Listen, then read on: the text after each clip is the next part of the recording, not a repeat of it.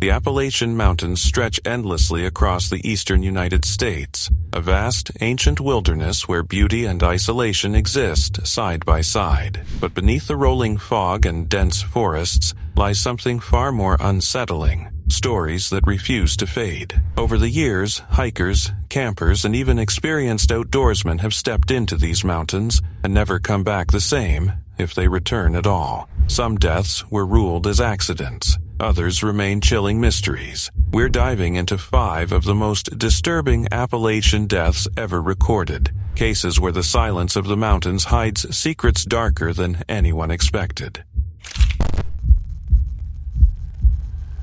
In June 1980, the Appalachian Mountains were alive with the quiet promise of summer lush forests, winding roads, and a sense of freedom that drew travelers from all over. Among them were 2 young women, Vicki Durian and Nancy Santamero, hitchhiking their way through Pocahontas County, West Virginia. They were heading toward something peaceful, something almost idealistic, the Rainbow Gathering, a place of music, connection, and escape, but they never made it. Somewhere along those quiet Appalachian roads, something went horribly wrong. Their journey ended in a way no one could have imagined. Both women were found brutally murdered in a remote area, their deaths sending shockwaves through a region that wasn't used to this kind of violence. The mountains, once seen as peaceful and untouched, suddenly felt different, heavier, like they were holding on to something dark.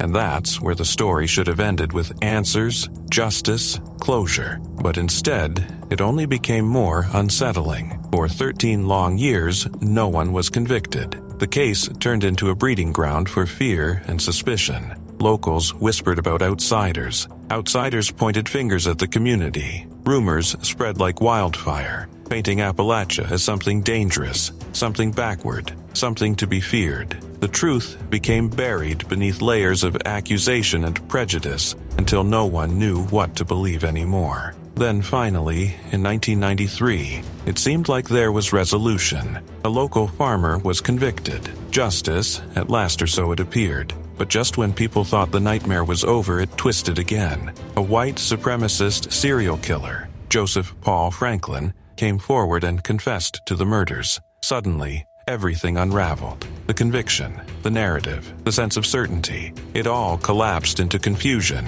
leaving behind an even deeper question. Who really did it? This wasn't just a murder case anymore. It became something bigger, something more unsettling. It exposed how quickly fear can distort reality, how communities can fracture under pressure, and how easily entire regions can be defined by stories that may not even be true. Decades later, the echoes of that summer still linger. In 2020, writer Emma Copley Eisenberg tried to untangle those echoes in her book, The Third Rainbow Girl. But even then, the story refused to sit still. Because this was never just about what happened on that road, it was about everything that came after. The assumptions, the stereotypes, the way Appalachia itself was reshaped in the public eye. And maybe that's what makes this case so disturbing. Not just the violence, but the way the truth slipped through everyone's fingers, leaving behind a mystery that still doesn't feel fully solved.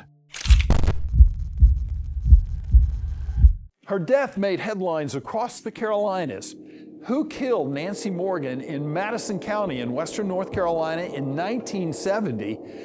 In 1970, deep in the quiet, winding backroads of Appalachia, a young woman named Nancy Dean Morgan disappeared without a trace. She was just 24 years old, driven, compassionate, and full of purpose. She had left her home in Baton Rouge to work in Madison County, North Carolina, helping struggling communities through a government program. To the people who knew her, she wasn't just passing through, she genuinely cared. She believed in people, trusted them, maybe a little too much. On the night she vanished, nothing seemed out of the ordinary. She spent her day running errands, laughing with locals, ironing clothes at a small grocery store where she often passed the time. Later, she had dinner with a coworker, stayed up talking on a quiet porch until the early hours of the morning. It was late around 3 a.m. when she finally got into her government-issued car and began the drive home through the dark mountain roads. That was the last time anyone saw her alive. Days passed. No one could reach her. At first, it felt like a delay, then a concern, and then something much worse.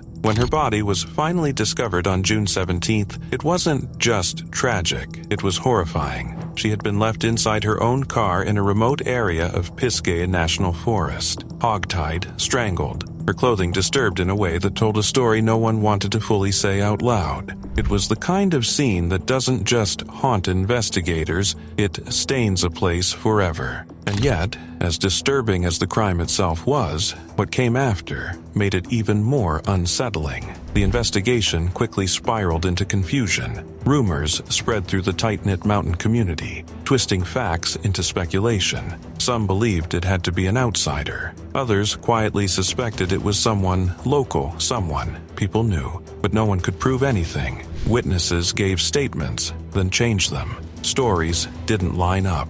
The truth felt like it was always just out of reach, slipping through every attempt to hold on to it. Eventually, a suspect was arrested by her own co-worker, the last person known to have seen her alive. For a moment, it seemed like the nightmare might finally have an ending. But inside the courtroom, everything began to fall apart. Testimonies unraveled. A key witness recanted, admitting he had lied. Claims of coercion surfaced. What was once presented as a clear case turned into something fragile, unstable, almost fabricated. After just 45 minutes of deliberation, the jury returned a verdict, not guilty. And just like that, the case collapsed. But the silence didn't mean the story was over. Years later, whispers started again, different this time. A journalist named Mark Pinsky became obsessed with the case, digging into it for decades, chasing leads that others had long abandoned. What he uncovered only made things darker. According to his investigation, there may have been multiple men involved. A possible abduction. A crime that wasn't random, but something far more calculated and far more protected. He even claimed that one man, Richard Johnson, confessed to being part of it. Not fully, not clearly, but enough to raise chilling questions. And yet, despite this alleged confession, nothing changed. No charges, no closure, just more uncertainty. That's what makes Nancy Morgan's story so deeply unsettling. It's not just the brutality of her death, it's the feeling that the truth is known, but buried, hidden behind fear, influence, and time. A crime that didn't just take a life, but disappeared into the mountains along with it. More than 50 years later, the case remains unsolved. Evidence has been lost, delayed, or possibly never fully examined. Investigators still talk about testing what remains, hoping that modern technology might finally uncover something the past couldn't. But for now, it's still just a hope. And in Madison County, people still talk about it, but quietly, like it's something that shouldn't be disturbed. Because some stories in Appalachia don't just fade away, they linger. September 12, 1990. 26-year-old Jeffrey Hood and his girlfriend, 25-year-old Molly LaRue, fell asleep in this Appalachian Trail shelter.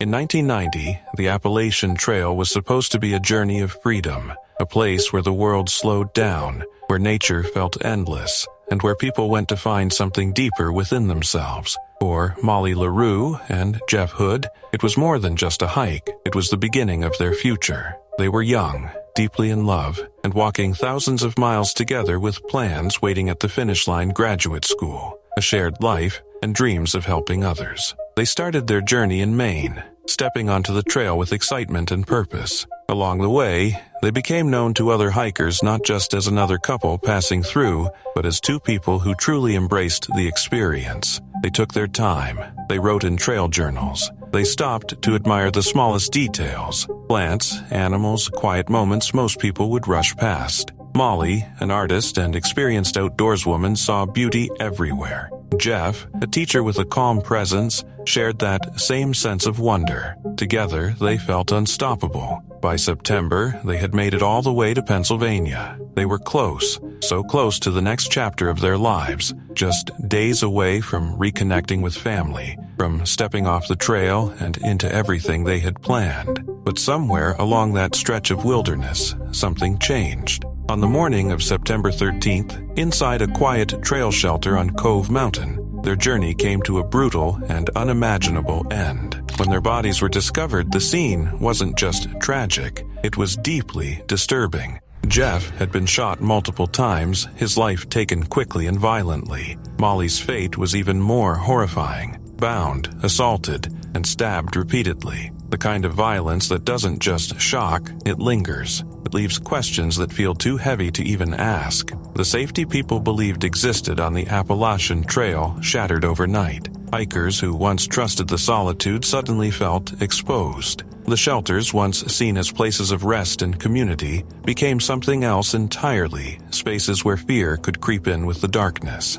Because if something like this could happen to two experienced, careful hikers, it could happen to anyone. The man responsible, Paul David Cruz, didn't just appear out of nowhere. He had a violent past, one that had already taken lives before crossing paths with Molly and Jeff. When he was finally caught, it brought a sense of justice, but not peace, because nothing could undo what had been done. Even years later, the weight of that day hasn't faded. The hiking community still speaks their names. Their story is passed along, not just as a warning, but as a reminder of how fragile even the most peaceful places can be. And on Cove Mountain, where the old shelter once stood, a new one was built dedicated to them, not just as a memorial, but as a quiet promise that they won't be forgotten. But if you walk that trail today, especially as the light fades and the forest grows silent, it's hard not to think about what happened there, about how two people chasing something beautiful walked into something unthinkable, and how,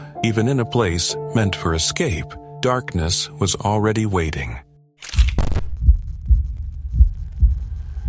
In 1975, Janice Balsza was sitting at a campfire at this shelter when she was brutally murdered with a hatchet. In 1975, the Appalachian Trail still carried that quiet promise people talk about. The idea that if you walked far enough into the mountains, far enough away from the noise of the world, you'd find something pure waiting for you. Peace, stillness, maybe even a version of yourself you hadn't met yet. For 22-year-old Janice Balsza, that's exactly what it was supposed to be. She was young, independent, and drawn to the kind of solitude most people are too afraid to face. Hiking alone through Tennessee along Iron Mountain, she moved through dense forest paths where the only sounds were wind brushing through trees and the distant echo of birds overhead. Out there, time didn't feel real. The world felt paused. Somewhere along that stretch, she stopped at the Vandeventer shelter, a simple, weathered structure tucked into the wilderness.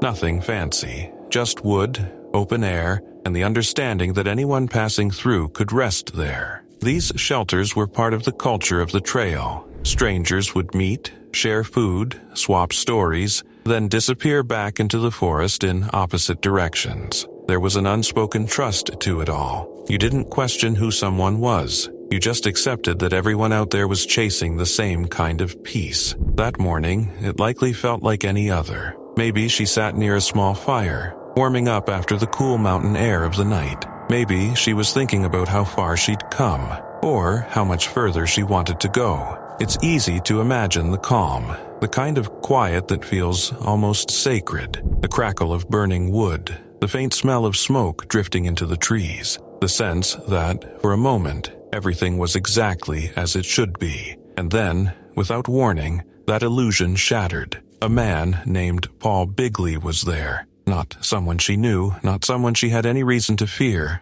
until it was too late. There was no argument, no rising tension, no moment where things slowly went wrong. It was sudden, immediate. In an instant that probably didn't even give her time to react, he attacked her with a hatchet. Just like that, the silence turned violent. It's the kind of moment that's almost impossible to process because it doesn't follow any logic. There's no story leading up to it. No emotional trigger you can point to and say, that's why it happened. 1 second, she was sitting peacefully in the middle of nature, and the next, everything was gone. And the reason? He wanted her backpack. That's it. That's what makes this case linger in people's minds long after they hear it. Not just because of how brutal it was, but because of how empty it feels. How meaningless. Janice wasn't targeted for who she was. She didn't make a mistake. She didn't do anything wrong. She simply crossed paths with someone capable of doing something unthinkable, in a place where no one was around to stop it. It forces you to confront something uncomfortable, that sometimes there isn't a deeper reason. Sometimes things happen simply because they can.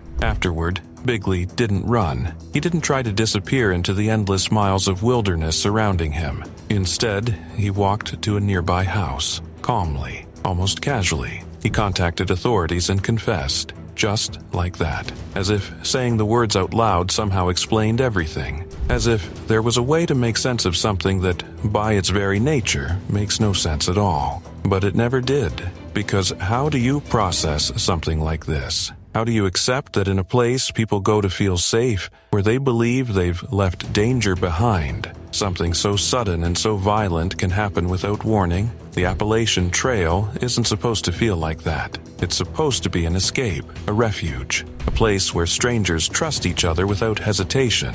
And yet, this shattered that illusion completely. Even now, decades later, the story hasn't faded. Hikers still pass through Iron Mountain. They still follow the same paths, step over the same routes, breathe in the same cool mountain air. And many still stop at shelters like Vandeventer, carrying on the traditions of the trail. But for those who know the story, there's always something in the back of their mind. In 2019, the Appalachian Trail wasn't supposed to be dangerous. Not like this. By then, it was a place people trusted. A place where hikers carried phones, shared updates, warned each other about bad weather or rough terrain. It felt safer, more connected. Like even deep in the wilderness, you were never truly alone. For Ronald Sanchez Jr., it was something even more personal. A 43-year-old Army veteran, Sanchez came to the trail searching for peace. After multiple deployments, he needed something quieter than the life he had lived, something that could steady his mind. Out there, surrounded by miles of forest, he found a kind of therapy you can't replicate anywhere else. The rhythm of walking, the silence, the distance from everything that once weighed on him. On the trail, he was known as Stronghold, a name that felt fitting, solid, reliable, someone others could feel safe around, but even that wouldn't be enough. Somewhere in Virginia, along a stretch of trail that should have been just another stop along the journey, Sanchez and a small group of hikers crossed paths with a man who didn't belong, not in the way others did. His trail name was Sovereign, but his real name was James L. Jordan, and almost immediately something felt off. He wasn't just another hiker passing through. His behavior was erratic, unsettling, the kind of presence that makes the air feel tighter, even before anything actually happens. And the group knew it. They had heard things, warnings circulating among hikers, stories shared online about someone making threats along the trail. Still, out there, what do? There's no quick way out, no easy escape, just miles of forest in every direction. They tried to move on, kept their distance, set up camp for the night, hoping that whatever tension they felt would fade with time. It didn't. As darkness settled in, he came back. This time, there was no uncertainty, no doubt.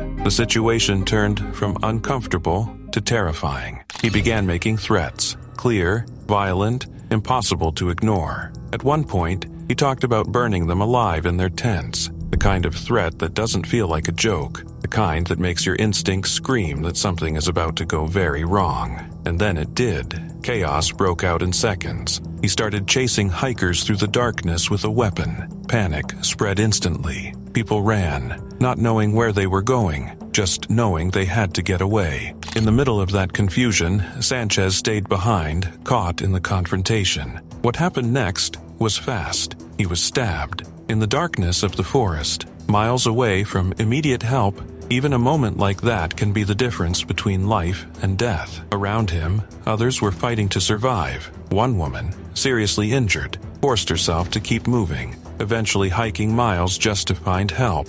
Imagine that, wounded, alone, walking through the wilderness driven purely by the will to stay alive. Sanchez, despite everything, managed to trigger an emergency alert on his phone. But it wasn't enough. By the time help could reach him, he was gone. Later, the man responsible would be taken into custody. Investigations revealed what many had already sensed. He was deeply unstable. Diagnosed with severe mental illness, he was ultimately found not guilty by reason of insanity and committed to a psychiatric institution. A legal outcome that explains something, but doesn't erase anything. Because for the people who were there, for For the family Sanchez left behind, for the hikers who still walk that same trail, none of it changes what happened that night. That's what makes this case so disturbing. It didn't happen decades ago, in a time without communication or awareness. It happened recently, in a world where warnings existed, where people tried to stay cautious, where someone even recognized the danger before it escalated, and still, it wasn't enough.